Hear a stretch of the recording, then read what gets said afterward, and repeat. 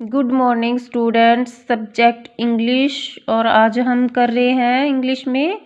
आज का हमारा टॉपिक है साउंड ऑफ ई। जैसे हमने पहले भी किए थे 3 साउंड ऑफ ई, जिसमें ए की साउंड निकलती है B E D, bat. Bat, bed mean बिस्तर या bed mean bed. R E D, red. Red mean लाल। WED, wed. वेड मीन क्या होता है? शादी करना। ठीक है, तो कैसे लिखेंगे हम? ध्यान से देखना।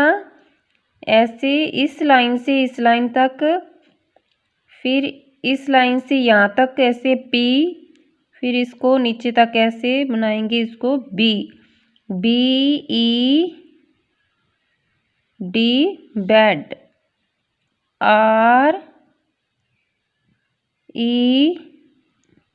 RED, red. WED,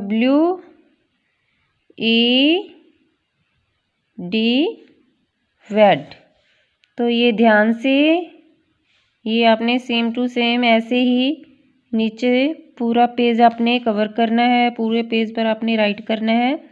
इसके नीचे सेम ऐसे ही आपने अच्छी राइटिंग में आप लिखोगे और इनको लर्न भी करोगे आप, साउंड ऑफ ई।